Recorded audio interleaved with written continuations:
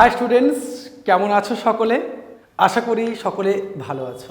সবাইকে স্বাগত জানাচ্ছি পলিটিক্যাল একাডেমি ইউটিউব চ্যানেলে। তোমরা জানো পলিটিক্যাল একাডেমি ইউটিউব চ্যানেলে নতুন নতুন ভিডিওগুলো পুরো লেকচার সিরিজের মধ্য দিয়ে তোমাদের কাছে আমি উপস্থাপন করে থাকি। যদি ভিডিওগুলো ভালো লেগে থাকে তাহলে তোমরা লাইক করবে, কমেন্ট করবে এবং বন্ধু বান্ধবদের মধ্যে শেয়ার করবে।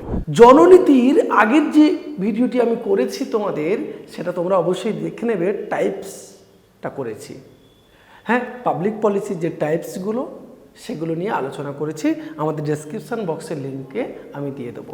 আজকের যে বিষয়টি নিয়ে আলোচনা করছি, জননীতির প্রক্রিয়া, অর্থাৎ process of public policy. Public পলিসির ক্ষেত্রেও কিন্তু একটা নির্দিষ্ট প্রসেসের মধ্য দিয়ে যেতে হয়। আমরা যখনই কোনো পাবলিক পলিসি, জননীতি যখনই আমরা কখনো গৃহীত করব, যখনই আমরা কোনো পাবলিক পলিসি প্রণয়ন করতে যাব বা আমরা যখন কোনো একটা জননীতি তৈরি করতে যাব, তার নির্দিষ্ট কতকগুলো কিন্তু পদ্ধতি রয়েছে, তার নির্দিষ্ট একটা প্রসেসের মধ্য দিয়ে যেতে হয়, হ্যাঁ কি না? আসলে আমরা যখন রান্না করি তখনও কিন্তু একটা নির্দিষ্ট পদ্ধতির মধ্য দিয়ে যেতে হয়। তো প্রথমে কড়াইটাকে গরম করতে হয়, তারপরে তেল দিতে হয়, তারপরে লঙ্কা, পেঁয়াজ, তারপরে যাবতীয় মশলা, তারপরে আলু বা অন্যান্য সবজি যা কিছু প্রয়োজন সেগুলোকে দিয়ে আসলেই একটা তরকারি তৈরি হয়। একটা নির্দিষ্ট প্রসেসে ধাপের পর ধাপ একটা প্রসেসের প্রয়োজন হয়। ঠিক তেমনি জননীতির ক্ষেত্রেও যখনই একটা পাবলিক পলিসি কিংবা জননীতি আমি রচনা করব, তখন কিন্তু একটা নির্দিষ্ট পদ্ধতি কিন্তু আমাদেরকে ফলো করতে হবে। প্রথমেই বলে রাখি, কোথাও কোথাও তোমাদের 5টা ধাপ বলা আছে, কোথাও কোথাও 6টা ধাপ বলা আছে। আমি মূলত তোমাদের 6টা ধাপে আমি তোমাদেরকে দেখাবো প্রসেস অফ পাবলিক পলিসি বলতে কি বোঝায়। প্রসেস অফ পাবলিক পলিসির একেবারে প্রথমের দিকে তোমরা দেখতে পাচ্ছ যে আমাদের জননীতির যখন আমরা পদ্ধতিগুলো আলোচনা করছি, তখন থমাস আর ডায়ের মতে কি বলছে, জননীতি বাস্তবায়নের যে প্রক্রিয়াটি অবলম্বন করা হয় তার মূলত 6টি পর্যায় রয়েছে। কার মতে? এটা থমাস আর ডাইয়ের মতে মূলত জননীতির আমরা দেখতে পাচ্ছি 6টা আমাদের পদ্ধতি রয়েছে বা পর্যায় রয়েছে। প্রথম যে পর্যায়টা আমরা দেখব সেটা হচ্ছে কি, সমস্যা চিহ্নিতকরণ, কি প্রবলেম আইডেন্টিফিকেশন, বা আমরা বলতে পারি এটাকে সমস্যা চিহ্নিতকরণ। সর্বপ্রথম আগে যখন পাবলিক পলিসি আমরা রচনা করতে যাব, প্রথমেই আমাদেরকে নির্ধারিত করতে হবে সমস্যাটা কোথায়, মূল সমস্যাটা কি, সেটাকেই আমাদেরকে আগে নির্বাচন করতে হয়।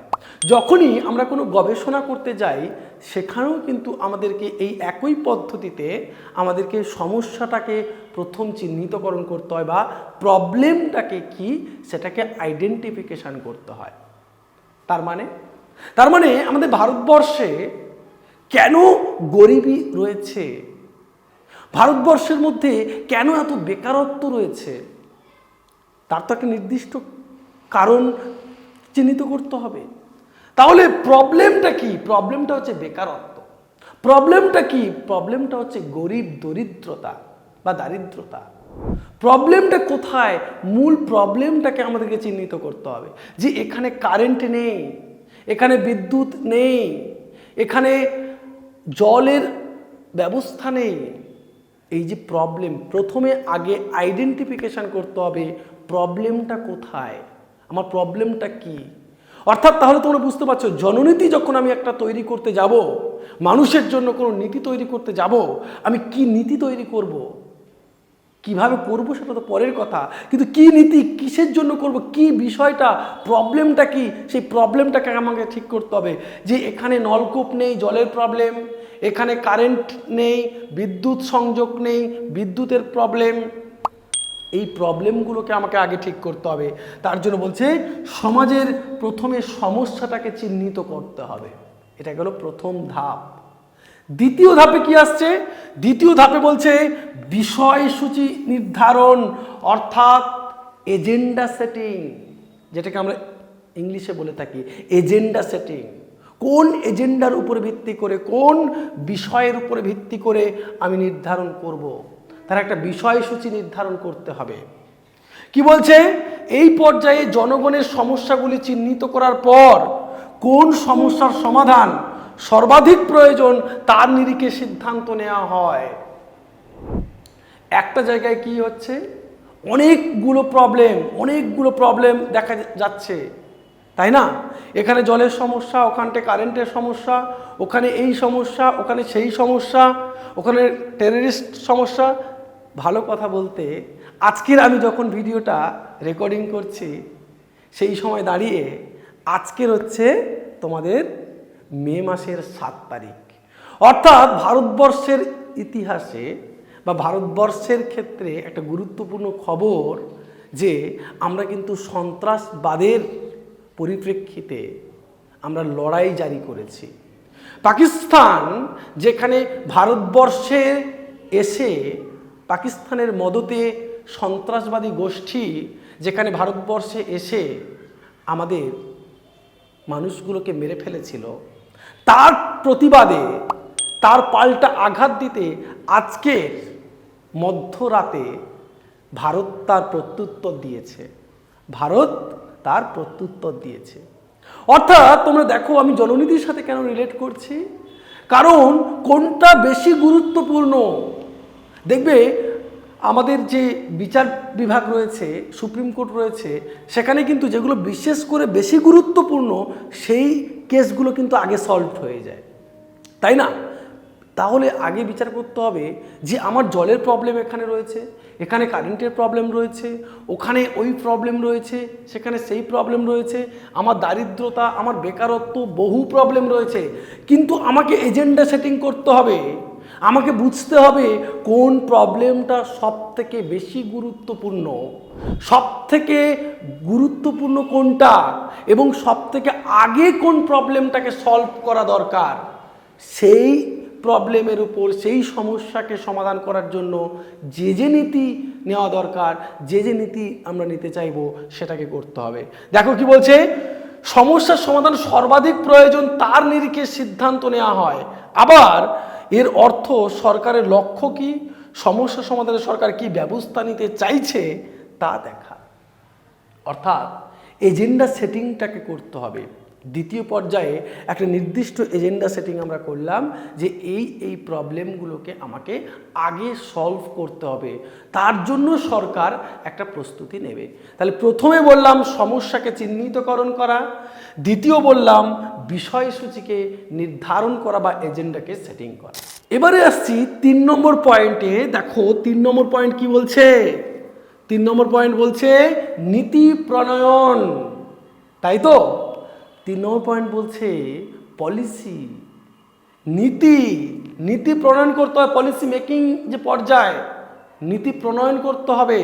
নীতি প্রণয়ন বলতে কোন পর্যায়কে বোঝায়? বলছে নীতি প্রস্তাবকে এমনভাবে সাজানো যাতে সমস্যার দ্রুত সমাধান করা যায়, পাশাপাশি এই পর্যায়ে নীতির লক্ষ্য এবং উদ্দেশ্য কী হবে তাও স্থির করা হয়। নীতি প্রণয়ন অর্থাৎ একটা সমস্যার সমাধানের জন্য যখন এজেন্ডা সেটিং হয়ে গেল, এই সমস্যাগুলো সমাধান হবে, তারপরে আমরা একটা নীতি প্রণয়ন করে থাকি যে এই নীতিটার লক্ষ্য কি, এই নীতিটার উদ্দেশ্য কি। আমি কিষাণ নিধি যোজনা হতে পারে, আমি যে কোনো যোজনার কথা বলি, আমি যে কোনো জনকল্যাণমূলক কর্মসূচির কথা বলি, সেগুলো নেওয়ার মূল উদ্দেশ্য কি, সেগুলো নেওয়ার মূল লক্ষ্য কি, সেটা এই পর্যায়ে নেওয়া হয় বা এই পর্যায়ে আলোচিত হয়, যাতে সমস্যাটার দ্রুত আমরা সমাধান করতে পারি। চতুর্থ কি বলছে? চতুর্থ পর্যায়ে বলছে নির্দিষ্ট নীতিকে বৈধকরণ করা, খুব গুরুত্বপূর্ণ একটা। বলছে নির্দিষ্ট নীতিকে বৈধকরণ করা, লেজিটিমাইজেশন অফ পলিসি, বা আমাদের এই যে নীতির কথা বলছে পলিসি, বলছে বিভিন্ন প্রস্তাবের মধ্য থেকে একটি নীতিকে বেছে নেওয়া, সেই নির্দিষ্ট নীতির পক্ষে রাজনৈতিক সমর্থনকে বাড়ানো এবং শেষ পর্যন্ত একটা আইন করার মধ্য দিয়ে নীতিটিকে বৈধতা দেওয়ার পর্যায়ের কাজ।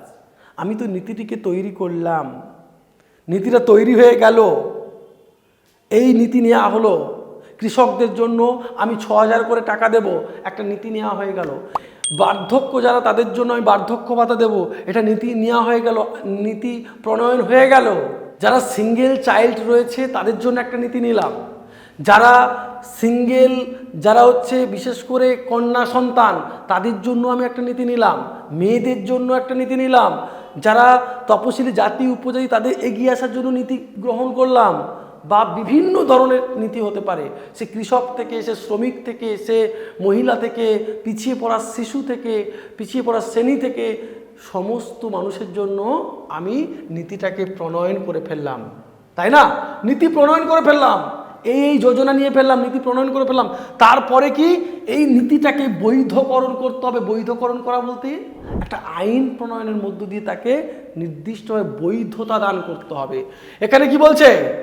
রাজনৈতিক সমর্থন এবং তাকে শেষ পর্যন্ত নির্দিষ্ট আইন করার মধ্য দিয়ে নীতিটিকে বৈধতা দেওয়া। ঠিক তার পরের পর্যায়ে যে এই নীতিটাকে আমি তৈরি করলাম এবং এটাকে বাস্তবে রূপায়িতও করা হলো, সেটাকে বলছে মূলত নির্দিষ্ট বৈধকরণ করা। প্রথমে বৈধকরণ করা হলো যে এই নীতিটা হচ্ছে বৈধ। নীতির তো আমরা বৈধকরণ করে দিলাম, নীতির বৈধকরণের পর কি করলাম? আমরা নীতির বৈধকরণ তো করে দিয়েছি, নীতির বৈধকরণের পরে কি করলাম?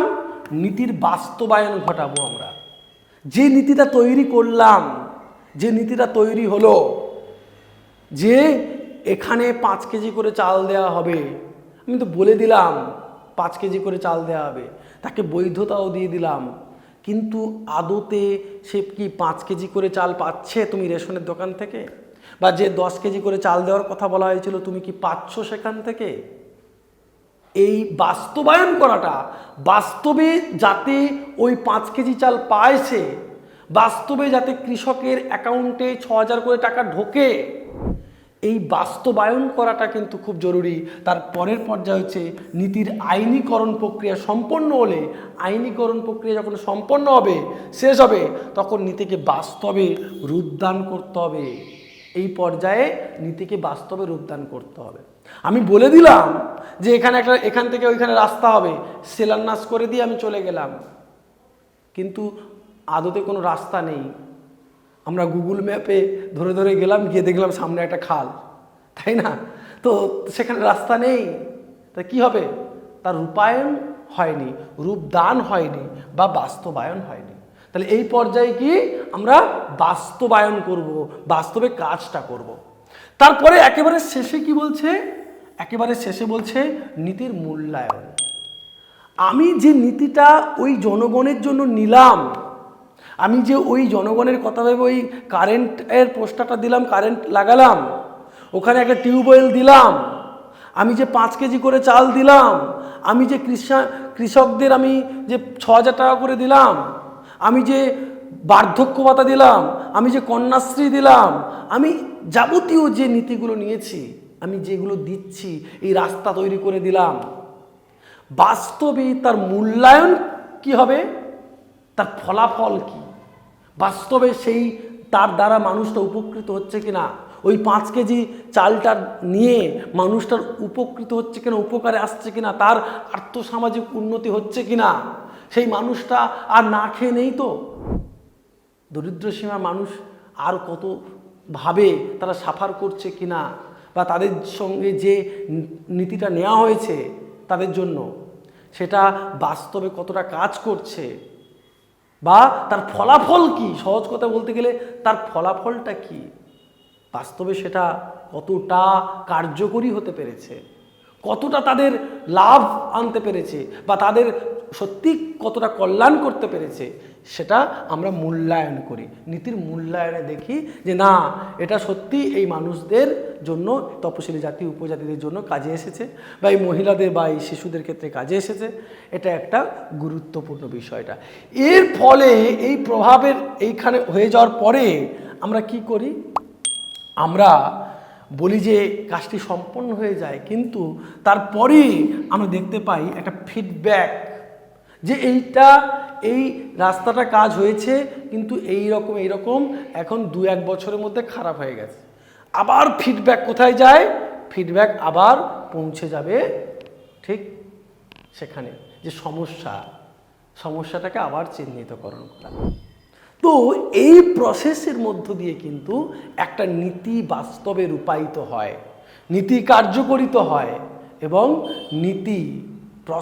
একটা নীতি তৈরি করতে গেলে এই 6টা প্রসেস কিন্তু খুবই গুরুত্বপূর্ণ। আশা করি ভিডিওটি সকলে ভালো লেগেছে। যদি ভালো লেগে থাকে তাহলে অবশ্যই একটা লাইক করবে, বন্ধুবান্ধবদের মধ্যে শেয়ার করবে, আর তুমি চ্যানেলে নতুন হয়ে থাকলে অবশ্যই সাবস্ক্রাইব করবে। আর একটি কথা, তোমরা প্রত্যেকেই কিন্তু এই চ্যানেলের সমস্ত ভিডিওগুলোর সাথে অবশ্যই থাকবে। থ্যাংক ইউ, সবাই ভালো থাকবে। আশা করি পরের ভিডিওতে আবার সকলের সাথে দেখা।